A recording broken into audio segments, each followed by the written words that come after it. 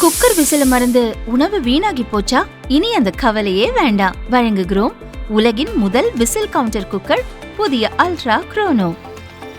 Ultra என்றால் ஆரோக்கியம். தாவேக ஆட்சியை கவிழ்க்க அக்கட்சி எம்எல்ஏக்களிடம் திமுகவினர் பேரம் பேசிய வழக்கில் அமலாக்கத்துறை களமிறங்கி உள்ளதால் பரபரப்பு ஏற்பட்டுள்ளது. ஊத்தங்கரை தாவேக எம்எல்ஏ இளையராஜாவிடம் 35 கோடி ரூபாய் பேரம் பேசிய வழக்கில் யூடியூபர் திருநாவுக்கரசு உட்பட இதுவரை 11 பேர் கைது செய்யப்பட்டுள்ளனர். இவர்களின் பின்னணியில் திமுக முன்னாள் அமைச்சர் செந்தில் பாலாஜி, அவரது தம்பி அசோக்குமார் இருப்பது போலீஸ் விசாரணையில் தெரிய வந்தது.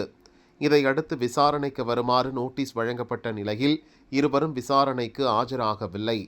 இருவருக்கும் பல்வேறு நிபந்தனைகளுடன் ஹைகோர்ட் முன்ஜாமீன் வழங்கியது. போலீஸ் விசாரணையில் சிங்கப்பூர் தொழிலதிபர் லட்சுமண பெருமாள் என்பவரும் இந்த விவகாரத்தின் பின்னணியில் இருப்பது தெரிய வந்தது. கைதானவர்களுடன் இவர் அடிக்கடி போனில் பேசியதும் தெரிய வந்துள்ளது. இதையடுத்து அவரை கைது செய்யும் முயற்சியில் போலீசார் ஈடுபட்டுள்ளனர். மேலும் கைது செய்யப்பட்டவர்களின் ஒருவரது வீட்டிலிருந்து கணக்கில் வராத 60 லட்சம் ரூபாய் பணம் பறிமுதல் செய்யப்பட்டுள்ளது. மேலும் இந்த வழக்கில் ஹவாலா பணம் கைமாறியிருப்பதாக போலீசார் கூறியதை தொடர்ந்து இந்த வழக்கை தாமாக முன்வந்து அமலாக்கத்துறை கையில் எடுத்துள்ளது. வழக்கு தொடர்பாக சென்னை போலீஸ் கமிஷனர் அமல்ராஜுக்கு அமலாக்கத்துறை அதிகாரிகள் கடிதம் எழுதியிருந்தனர். இதையடுத்து ஆட்சி கவிழ்ப்பு தொடர்பான ஆவணங்களை அமலாக்கத்துறையிடம் சென்னை போலீசார் வழங்கியுள்ளனர்.